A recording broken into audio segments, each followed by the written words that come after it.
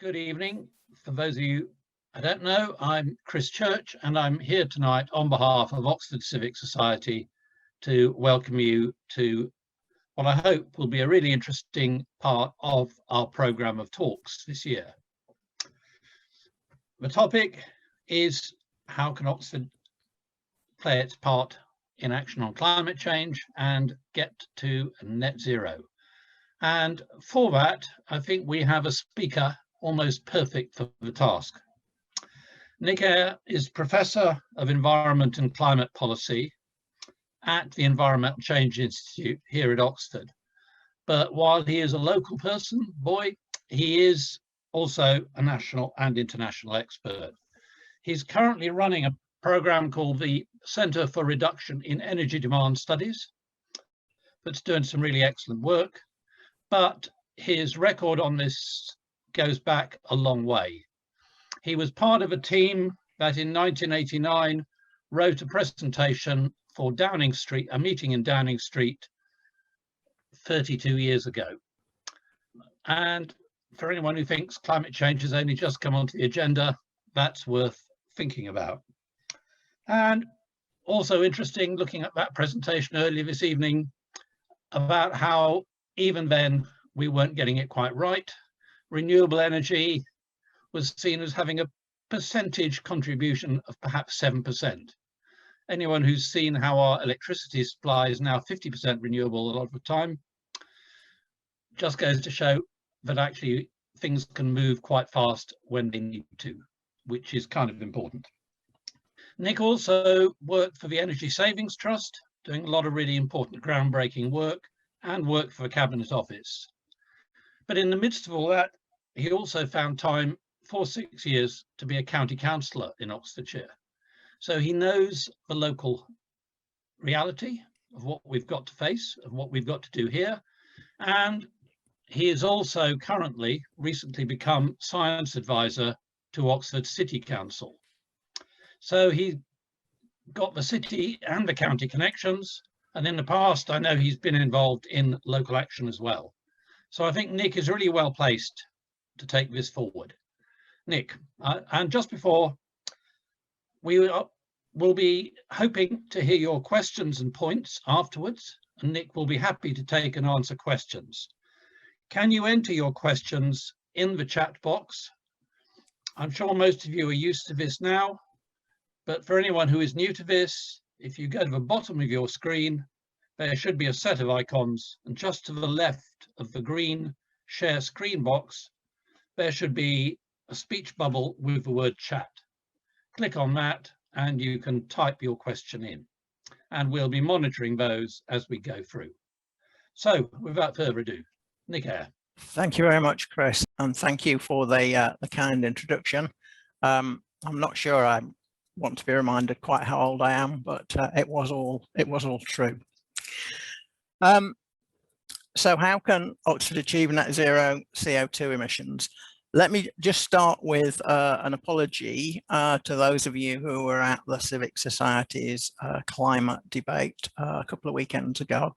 I am going to start with some of the same material on the sort of basics of climate change, but I will go through that very quickly because clearly what we want to do today is focus on Oxford, and I hope to leave plenty of time at the end for questions and comments because I can see this is a pretty well informed and thoughtful audience. So that's what I want to cover this evening, just a bit of the international context and the national goals, but then really focus down on what I think are the key issues for Oxford. So the basics of climate change. Well, emissions are going up. This is a plot that's been taken for about 60 years now. Measurements at the remote Mauna Loa Observatory on Hawaii. CO2 emissions going up with that little wiggle each year as photosynthesis in the northern hemisphere absorbs some CO2 each year. But the overall trend is very clear and a bit depressing in a way to think that when I started working on climate change, CO2 concentrations were 350 parts per million and they're now close to 420. Let me emphasize that's not a causal relationship.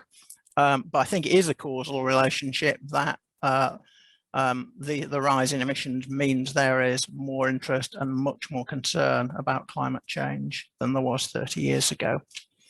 And that's because global average temperature is rising, and everything that it drives in terms of climate impacts is getting worse. We think now that mean temperatures are about 1.2 degrees higher than the pre-industrial levels. Clearly, there's more interannual variation, but very steep rises really since the great economic expansion around the globe beginning in the 1950s. Why is this concern? Well, without additional mitigation, the Intergovernmental Panel on Climate Change thinks that global mean temperature will rise by somewhere between 3.7 and 4.8 degrees over this century. I think those are now probably it probably won't be that bad, but that's because we are doing some additional mitigation, even if not enough. And you can see that at those sorts of temperatures, there are high to very high impacts in all the categories listed on that slide. And even where we are now at 1.2 degrees, there are moderate impacts on threatened systems like the Arctic, coral reefs, and moderate impacts on extreme weather events, which we're clearly seeing around the globe. What's the driver of all this? Well, clearly a lot of things contribute to climate change, but it's mainly burning fossil fuels. That's the critical point. More than half the emissions are due to burning fossil fuels. Some are due to CO2 emissions from land use, largely from clearing forests, and some are from other greenhouse gases, notably methane, which comes from a range of sources, including coal mines, gas leakage, and ruminant animals. So there is no magic solution to everything, but clearly addressing fossil fuel use is critical. And fossil fuels are the backbone of the global energy system. So this is not a trivial problem. You can see here on this slide, oil, the pink color at the bottom, natural gas, dark blue, coal, light blue, the three major fossil fuels supply most of our energy in the world. It's been rising since 1990, not falling as it will need to do if we're to address climate change. And the other contributors to our global energy system are relatively small. So we do need a fairly substantial change. And if we think about the implications of the Paris Agreement, which is the overarching international agreement on climate change now, which commits signatories, which are now all the countries in the world since the US rejoined through the Biden administration, it commits us all to constraining global warming to well below 2 degrees and to pursue efforts to limit the increase to 1.5 degrees. And remember, we're already at 1.2, so that's quite challenging. And it commits us to net zero emissions in the second half of the 21st century. And this phrase, net zero, you will hear more and more in climate change. It essentially means getting net emissions down to zero so that things that absorb CO2, say forest planting, are in balance with any emissions that remain. And you can see from the diagram there, taken from a respected academic paper, that to meet either the 2 degree or 1.5 degree target, we need to start reducing emissions now and fast. So, you know, people argue about 1.5 and 2 degrees. But in a way, it doesn't matter that much in terms of the key implication. We need a complete energy transition away from fossil fuels starting now. So that's the international context, if you like. The UK is in a slightly different position. This is an interesting graph taken from the NGO Carbon Brief, who produce lots of useful information on carbon and climate change. And it shows you that UK emissions have been falling since 1980. They fell again last year. Actually, they fell quite a lot last year because of the pandemic. And largely they've been falling because coal has been taken out of our economy. It's been taken out of our economy by a number of routes, which I'll talk about in a minute. But it means the UK has sort of bucked the global trend. Some other Northern European countries have been going in that direction, but still not really fast enough to get us to zero on the timescales that we're talking about. So, but it's not a entirely a bad picture. And as Chris reminded us at the beginning, climate change has been on the agenda for a bit longer than some people now imply. It didn't just start being of interest 2 years ago. How's the UK achieved that? This is a bit of, this is actually taken from a paper I published with a former colleague who was also involved in that 1989 work. And we revisited it 30 years on to see, well, how have we reduced our CO2 emissions then? And the answer is, well, largely by improving the efficiency of end use. And those of you who've got 30-year memories will remember and know that our heating systems, our buildings, our vehicles, our lights are really significantly different from 30 years ago in terms of efficiency. So we've got more efficient devices, we've reduced waste via insulation. To some extent, we're using more efficient systems like public transport, although that's very patchy. The second major contributor has been renewable energy, which, as Chris implied, was a bit of would have been a surprise to people in 1989. Wind and solar are the main low carbon generation options, certainly in the UK, but globally, and costs have declined very substantially in recent years. Most of that contribution from renewable energy has happened in the last 10 years, not the last 30. And the great news now is that for power generation, these renewables are cost competitive with fossil fuels. So there's not a huge economic penalty in decarbonising electricity. So this is a graph taken from the Committee on Climate Change. It shows us where we were in 1990. A lot of CO2 analysis starts in 1990 because that was the year the original Kyoto Protocol referred to. So you can see we've reduced our emissions quite a lot, but we still have substantial emissions. And you can see that of that bar in 2018, the bottom 4 slabs relate to energy use in transport, energy use in buildings, energy use in power generation, and energy use in industry. And industry and power generation have gone down a lot in the last 30 years. Transport's gone up and buildings has gone down a little bit. So very patchy situation. There's been a huge amount of thinking gone into this and analysis, particularly by the Climate Change Committee, who pulled a lot of this together. And this slide really summarizes or tries to summarize in one slide, I think, that 400-page report that's shown there. And I think you can say that the strategy needed in the UK has 4 broad steps. The first is to improve efficiency and therefore reduce energy demand across the economy. And of course, as I said, we've been doing that to some extent, though not as much as we should have been. Secondly, decarbonise electricity, probably largely by switching to renewable energy. And again, we're on track to doing that. Renewable energy is now a big share of our power generation, but not the whole. So again, we're part way there. The third stage is then to decarbonise transport and heating by switching away from direct use of fossil fuels to electricity, which we hope by then will be lower carbon. We've made much less progress on that, a little bit in transport with electric vehicles, very little in heating.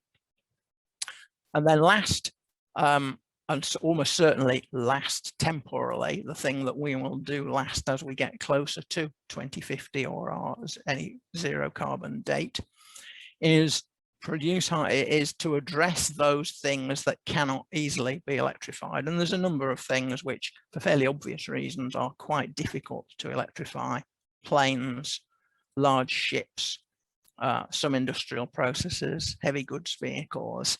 And in these cases, the front runner for the energy source is probably hydrogen. And of course, we actually produce very little hydrogen for energy at the moment. And it does need to be made from some other fuel. Hydrogen is not an energy source. You can't find a hydrogen mine anywhere. So it is a major question: how we'll make the hydrogen, how we'll move it around, and how we will use it. And I'll say a little bit about that. So, coming on to Oxford, I wanted to set that national picture because, yeah, Oxford is part of the UK, it is part of the world. We won't do things completely differently in Oxford, however much we like to think we're different from the rest of the world. We will, to some extent, be following the same path as everybody else, but we're not completely like everywhere else. And this graph shows you where our emissions in Oxford are coming from. It was developed a few years ago by the consultancy Anthesis for the City Council. It shows that buildings and transport are the dominant sources of emissions in Oxford City. So homes, institutional buildings, commercial buildings, those reddish coloured sectors right round the right hand side and up halfway to the left hand side, then road transport, the blue blob, and then everything else is relatively small. And indeed, even that green sector, livestock, 4%, we actually now think is wrong. We don't think there are that many cows in Portmeadow. I don't know if anybody doesn't know how many cows there are in Portmeadow, it'd be quite helpful to know, actually. So the key emissions sectors for Oxford are the different categories of buildings, maybe a little bit in industry, again, there's some uncertainty there, and road transport. So that's where our focus needs to be.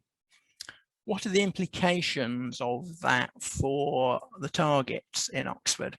Well, I think the logical way that the City Council has done this, and as Chris said, I've been trying to give them some advice on this. I know I have been giving them some advice on this, and it's generally been taken.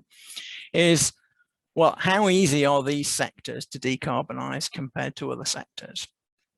So you can go back again to the work of the Climate Change Committee. They've got that rather complicated graph there on the right hand side, which if you've got time, you can decode, but the writing on the left of this slide tells you roughly what it says. It says that sectors for which decarbonisation is difficult and projected to be slow are aviation and shipping, heavy road freight, some industrial processes, and agriculture. And sectors in which earlier progress is expected and easier are electricity supply, surface transport, and buildings. So you can see that Oxford's emissions are actually strongly weighted towards sectors which are less difficult to decarbonise than some of the others. We don't have an airport, we don't have any ships, unless you count the barges on the river. We don't actually have a lot of heavy road freight, certainly inside the ring road. We have no primary industrial process. Yes, we have a car factory and we have some other industry, but we don't have any primary steel making or chemical manufacture or cement making. And we have very little agriculture. So actually, Oxford should be relatively easy to decarbonise. I say relatively easy. Nowhere is going to be easy to get to zero carbon. But and Oxford also, we hope, a fairly innovative place, and you would expect Oxford to go faster for that reason. And indeed, it was interesting to speak and listen at the Citizens' Assembly that the Oxford City Council had a couple of years ago. And that was the dominant view of people there. Well, yeah, of course, Oxford should Oxford's an innovative place. Oxford's a relatively wealthy place, obviously with pockets of deprivation, and therefore we should be looking at going faster. So that has influenced the City Council's targets. Oxford's proposed targets are to start faster and to reach net zero by 2040 compared to the national target of 2050. But the reasons I've just set out, I don't see that as inconsistent. It's simply that Oxford has got fewer emissions in the hard to decarbonise sectors. So the graph there on the left shows the red line is the national reduction profile. The green line is the Oxford reduction profile. Obviously, the national numbers are 100 times higher than to 300 times higher than Oxford's, but the shapes are well shown there. It means Oxford being a leader. It means Oxford doing stuff before some other parts of the country, and that's what the City Council, I think unanimously, signed up to doing, and should be congratulated on doing that, I think. So what does all this mean in practice? In many ways, I worry about lots of debates about targets and whether it should be 2040 or 2045 or 2035. Actually, what matters is getting on and doing stuff rather than worrying too much about the targets, in my view. What do we actually need to do? So these, I think, are the 5 local priority areas if we're to get Oxford to net zero. And I'm going to go on and say a bit more about each of these. The first is to increase renewable energy generation locally. The second is to renovate our existing buildings so they use less energy. The third is to install zero carbon heating systems in our buildings. And when I say in our buildings, I mean in some of our buildings, meaning all of our buildings. The fourth is to increase the use of public transport, cycling and walking, the more efficient low carbon modes. And the last is to change vehicles to a zero carbon fuel, probably electricity in many cases, but possibly hydrogen in some. So if we go through those in order. First, increase renewable generation in Oxford. Of course, there is stuff we can do. There's already there's a small hydro potential on the Thames. It's already being tapped to Osney. But the resources of some other renewable options, biomass, wind in particular, in a city are pretty limited. I mean, a tiny proportion of the energy that we need. The biggest renewable resource in the city, in any city, and certainly in our city, is solar photovoltaics mounted on roofs. The picture there is the bus company roof with a very significant solar panels on it. So that's the sort of thing that we are seeing rolled out. Excellent work by the Low Carbon Hub that many of you will know about is beginning to do that, not only on homes but on these bigger buildings too. But, and it's a really important but, Oxford, like any dense city, cannot supply all its own energy. We're talking about a world where most of our energy is going to come from distributed resources, the natural flows of energy that we can tap: wind, solar, rain. There just isn't enough in a small area with a lot of people to supply the energy that we need. Certainly not the amount we currently use, but not even the amount that we need to use. So in a sense, you can think of energy as being a bit like food and water, that rural areas supply those to cities. That's part of the deal in having cities and rural areas. So in the city, we can and we should buy green energy, but our main contribution to net zero will be in reducing our demand for energy. I'm happy to answer questions about buying green energy. It's quite a contentious area. I think the point I would make is that we are going to have, there is going to have to be conversion from dirty energy to clean energy, but most of that is going to be done outside cities. And what cities can do is think about how to use less energy. So second priority, low energy building refurbishment. There's still some potential for relatively easy measures like loft and cavity wall insulation. but nowhere near as much as there was. A lot of these were undertaken in the big efficiency programs in the 2000s. Very little since then. The main opportunities now are in more expensive and more intrusive measures, things like solid wall insulation, floor insulation. The picture there is my colleague Gavin Killip insulating the floor of his house in Headington. That's not something I would expect lots of people to do. Gavin has got a master's in sustainable building and is an enthusiast. Yeah, that's clearly not everybody's in that position. And realistically, you're only ever going to insulate your floor if you've got your floor up for some reason. So it needs to be done as part of a major refurbishment. And to some extent, that's true for solid wall insulation as well. So these are not quick wins. The basic thinking behind the government's Green Homes grant, and before that its Green Deal failed program, where the energy efficiency is quick and easy. It isn't. It's a great thing to do, but the consumer demand for it, in particular these intrusive measures, is fairly limited for obvious reasons, and the supply chain skills to deliver it are simply not there in the UK building sector. So we're going to need a reskilled building sector.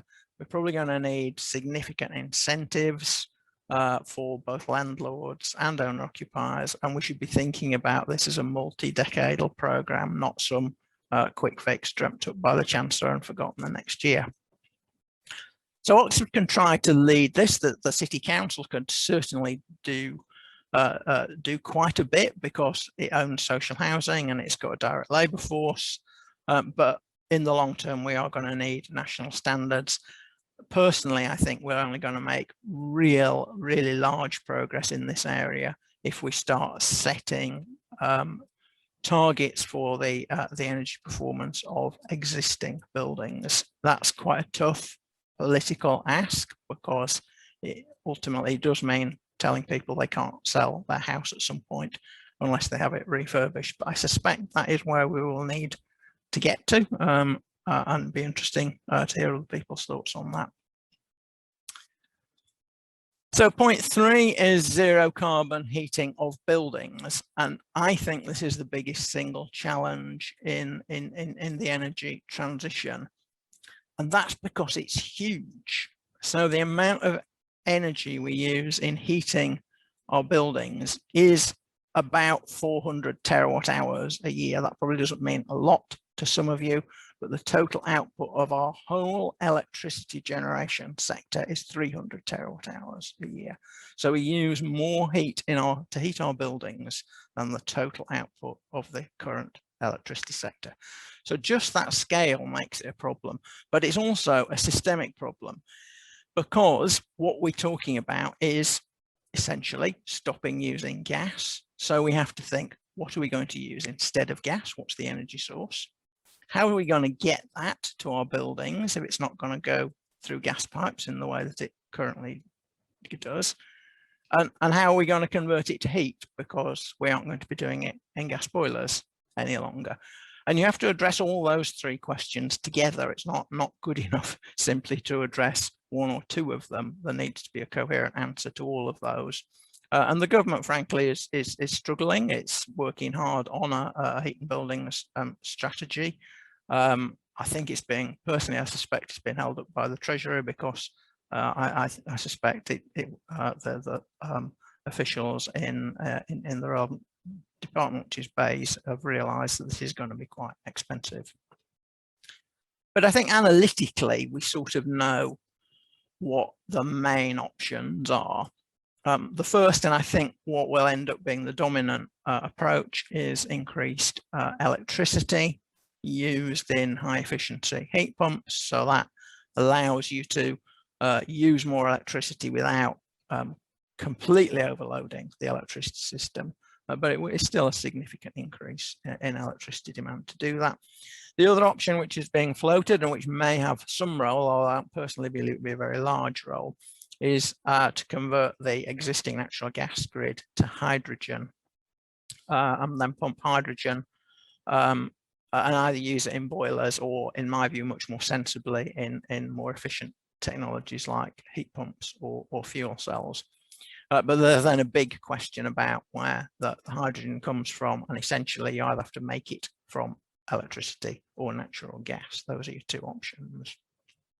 In the latter case, you also then have to bury some CO2, which there aren't any obvious sites for in Oxfordshire, certainly not in the city. So that's a tough one. Let me move on to the fourth area, and this is an area where I suspect, well, I actually know there's people listening to me talking who know more about this than I do. So I'm only going to say it's really important that we increase the use of walking, cycling and public transport, because they are the most efficient ways of using energy to get people around. Oxford's got a strong history on which to build. I believe it's true that we invented park and ride. Invent may be the wrong word, but we're the first people to use it in the 70s. And clearly, having a historic centre has meant that our city is not dominated by the car to the extent that some other cities are. There's still quite a lot. We've seen some positive signs in the pandemic: less commuting, increased walking, some road space reallocation. So that picture there at the top is slightly old. Those cycle lanes are now wider than that, which is great for those of us who cycle across Magdalen Bridge. But there's some obvious problems to rebuild the patronage in public transport, which has obviously fallen off with social distancing. It's an agenda that isn't just about climate change. It supports delivering air quality goals. It's in many ways a healthier way to travel in many ways. So we're going to need to implement the Connecting Oxford strategy, which many people will know about, but we're probably going to need to do more after that as well. And so fifth and last, switching to zero carbon transport. Does seem that the electric vehicle revolution is starting. It seems to be politically very popular. If you look at that top picture, I call that top picture, how many councillors does it take to charge an electric vehicle? They're not all still councillors, of course, either. But there are constraints.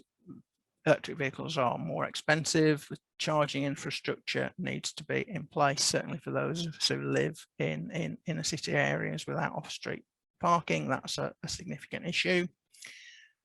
On the other hand, vehicle batteries can help us with grid decarbonisation. They're big stores of energy which can help balance the flows from variable renewable energy sources. And this is an area where Oxford is genuinely leading. We've got two of the major national demonstrator projects, Local Energy Oxford and the Energy Superhub Oxford, which are looking at not just electricity use in transport and new technologies there, but more broadly in how to balance the electricity system and how to begin to do these revolutions in electrifying transport and heating. I think long distance heavy vehicles are going to be more problematic to electrify, and hydrogen may be a better option, almost certainly will be a better option. So even if we don't use hydrogen for heating, we're probably going to need some hydrogen in the city or in the county anyway for larger vehicles. And I don't think there's been enough thinking about that. So that's my 5 major areas. That's the what. Who's going to make this happen? Well, clearly we need a strong national framework. That's where the key policy instruments are for regulating buildings, vehicles, energy.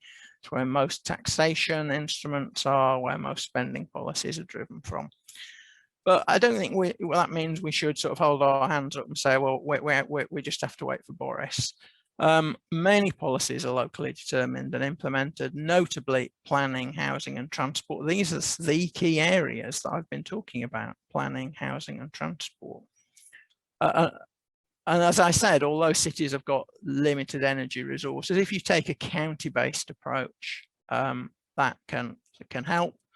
And as Chris reminded me in the chat before the talk, along with some colleagues, I've been working for a whole lot of stakeholders in the county, and we will be launching a zero carbon Oxfordshire document towards the end of this month, so do look out for that.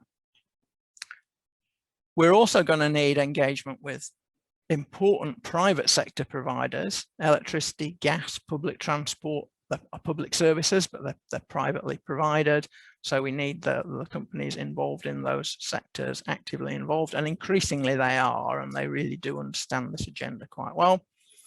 We also need the major energy users, the universities, the large industrial users, the hospitals are going to need to be involved as well. So partnership is going to be needed, and this is the thinking that underpins the City Council's the City Council led zero carbon Oxford partnership, which is bringing together these organisations. I'm told it's now to be referred to as ZCOP, which to me sounds a bit like a 1970s detective programme, but no, it stands for Zero Carbon Oxford Partnership. So just the last thought, I've been really talking about, you know, the technologies and hear about the institutions. What about us? Do we have a role? I think the answer is yes, we do. This is a chart taken from the work of my research centre. This was led by Diana Ivanova at the University of Leeds, which basically asked the question, you know, and did a big literature review, a huge literature review. What are the options worldwide to reduce your carbon footprint? And I think came out with things that people would probably, in general, know. We might not know the order, but the sense of living without a car, electrifying, not flying so much, using renewable electricity, using public transport, etc., down through refurbishment, veganism, and heat pumps. Some of these, I would say actually all of these, that shouldn't be framed as entirely individual action. They may need some individual agency and initiative, but they depend on policy and infrastructure, on business practices and societal change as well. So we are going to need people involved in this agenda, but people are going to have to work together socially and with our major institutions if this is going to work. So Chris, I'm going to leave it there. At the moment, I can't see if there's any questions in the chat, but I'm sure you can, and look forward to answering any questions. Well, thank you very much, Nick, for a really interesting and challenging presentation. Tony Turton, who may look on your screen to be called Ian Salisbury, but is in fact Tony Turton, will be dealing with questions. We haven't actually got many in the chat as yet, I don't think, Tony. No, it's been quiet so far, but perhaps I'll take the opportunity. Okay. Oh, here's the first one from Keith Frayne.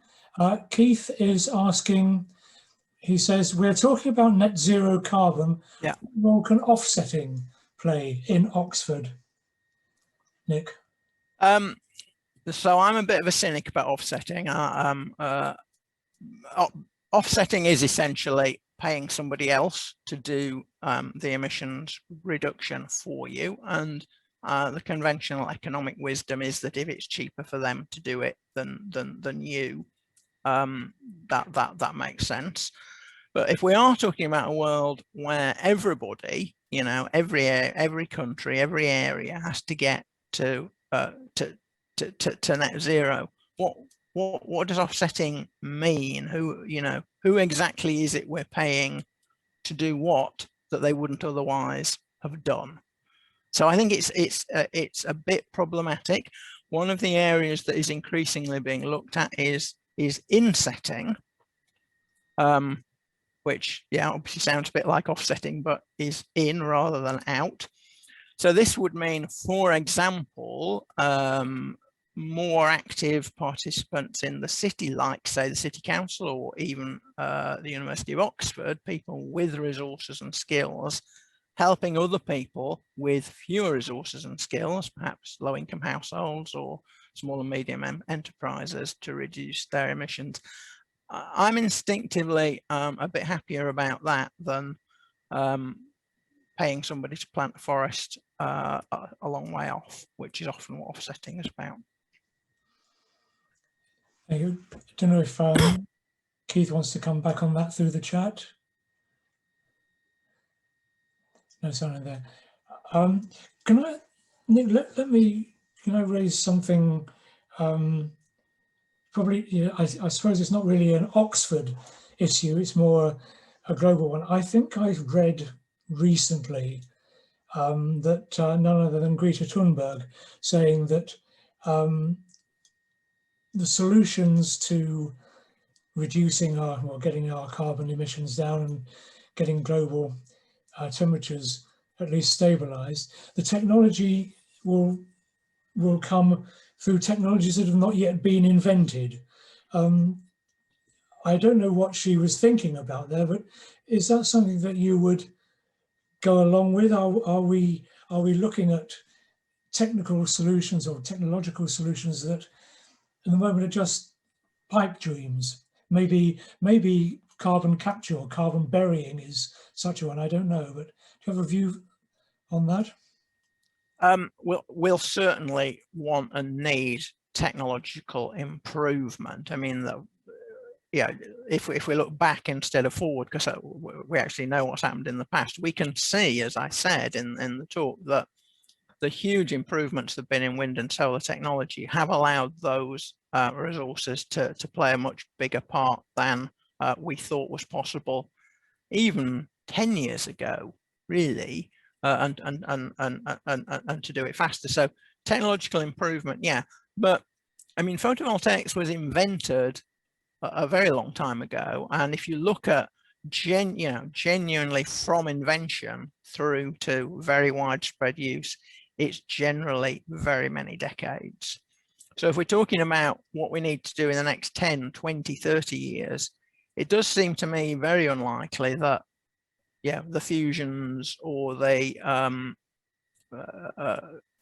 carbon captures and storage or the mirrors in space or some of the more wacky solutions like that are going to play a significant role. I mean, isn't it easier to insulate buildings and capture energy from the wind than do some of these things? I do sometimes worry that, you know, some of what you hear sounds a bit like most of the people on this call are going to be old enough to remember Tomorrow's World in the 1960s and 1970s. Yeah, it's sort of gee whiz technology. This isn't about that. This is about using our intelligence to run the world better. Okay, thanks. A couple more questions come in. One from Hilary Bradley, who asks, is there scope for more greening of Oxford? Would it make enough of a difference anyway?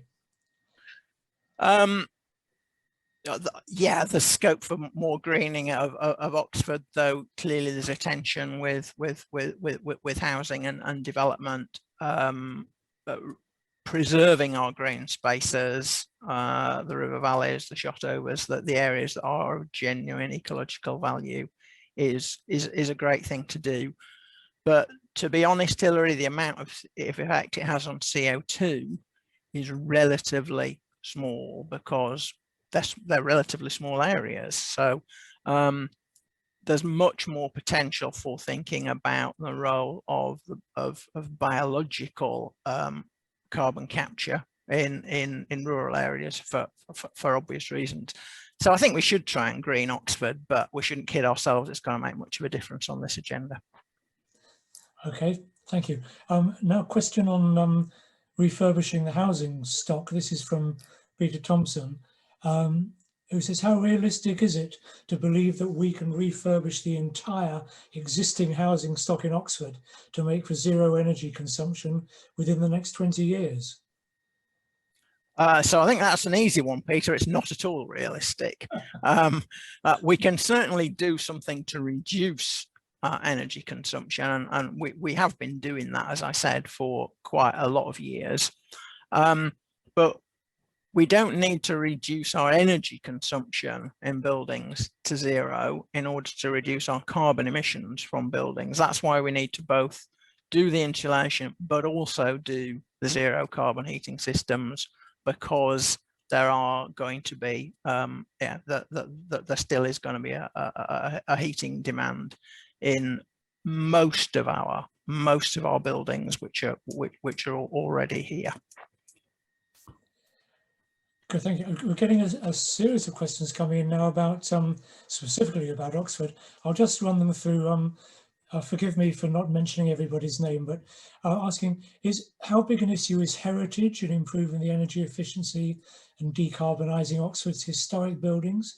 How do we insulate medieval buildings? Are the listed building people on board?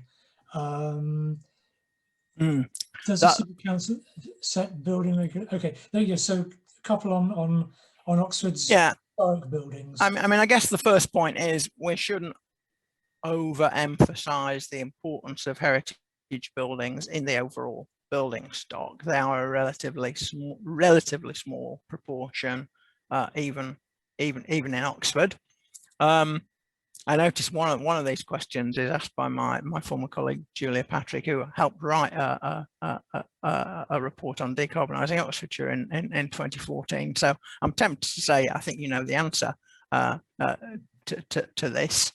And I have had some direct experience of it recently, because the building I work in, the Dyson Perrins Lab in South Parks Road, is a listed building and is being renovated. There are tensions, right? Let's be very clear about that. At the current legal framework, I'm not a planner or a planning expert, but my understanding of the current legal framework is that heritage ranks higher than carbon emissions. And clearly there needs to be a balance. I'm not going to propose that we should pull down the Sheldonian because it's not very well insulated. But I think the balance is wrong at the moment. I think you can put PV panels on Oxford colleges and you can do some wall insulation of older buildings without wrecking our heritage. Right? Great, thank you.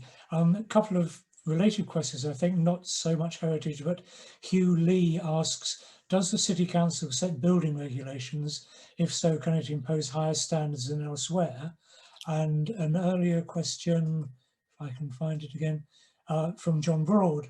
He says, when is someone, maybe government, going to change the regulations to force warehouse owners to cover their vast roofs with solar PV? Okay, so Hugh's question, no, the City Council doesn't set building regulations, and I think it is sensible that, so building regulations are set nationally, so they're set for England, or they're set by the devolved administrations in those countries. And that sort of does make sense because builders work in different areas and need to understand the regulations. Building regulations are enforced by district councils. I'll rephrase that. Building regulations ought to be enforced by district councils, but one of the effects of the cuts in local authority funding has been that building regulations are not very well enforced, and we saw that with tragic circumstances at Grenfell. And there is a real risk that the energy bit of building regulations gets neglected compared to quite important questions like, will the building fall over, will the building burn down? So there's a lot of work needs to be done on building regulations, both to make them tougher, but also to enforce them better. And there are some ways that can be done. And some of the colleagues in my research centre are looking at ways we can use real-time energy data to check what the building performance is, to know if the building regulations have been followed. And that, that's a sort of sensible use of modern technology we ought to be thinking about. What was the other one about warehouses?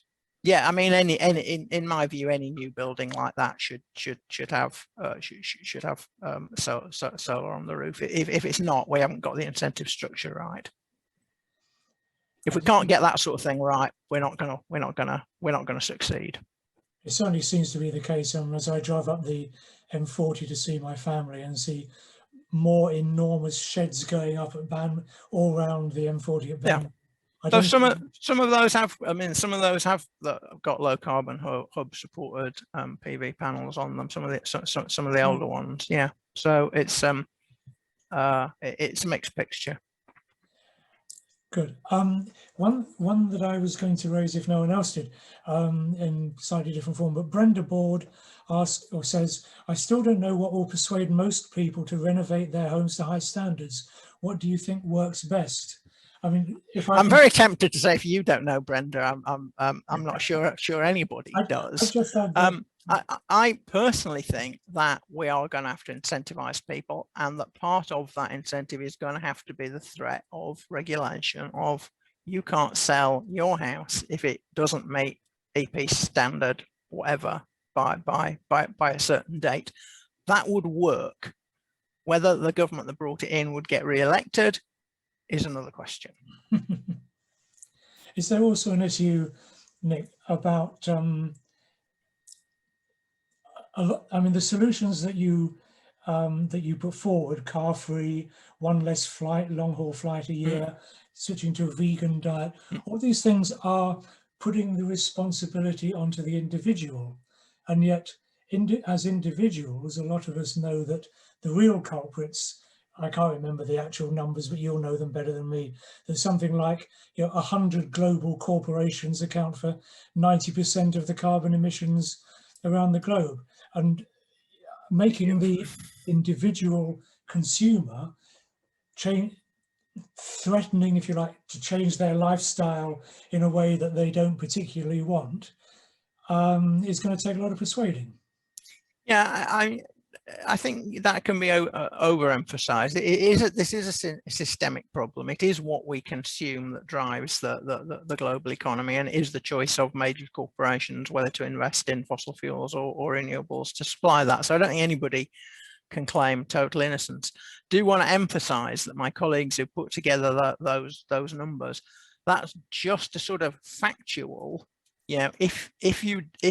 if a person's lifestyle changes in this way, it saves this amount of CO2. They would absolutely agree with you, Tony, that we shouldn't say, well, that means it's all down to you as an individual then. It's nothing to do with education or the infrastructure that we provide or the incentives in the economic system. All of those are critically important. But I was just making the point that, actually, we all drive this system of greenhouse gas emissions, and it's worth being aware of that. Okay, thanks. Couple of other, I'll just throw these out at you as we're coming towards the end of the session. Could we put a big solar array on Port Meadow? Asked Hewley. Do you see huge gains in the energy requirements in both build and use by making more new houses from factory modular housing? That also from John Broad. And would hydrogen boilers in our homes be less disruptive than heat pumps? I don't know anything about the technology of heat pumps. Right. That three interesting questions. So could we put a big solar array on Port Meadow? Well, technically, yes, we could. That would get rid of the cows as well. I wouldn't advocate that, because Port Meadow is a very important recreational and ecological space in the city of Oxford, and we don't need to put solar arrays everywhere. If we would get something like a third to a half of all the energy we need from solar power if we covered 1% of the country with solar panels. That's about the same area as golf courses. So when anybody tells you that that solar has this huge land take and we can't possibly do it, it's nonsense, actually, right? It's like golf courses, right?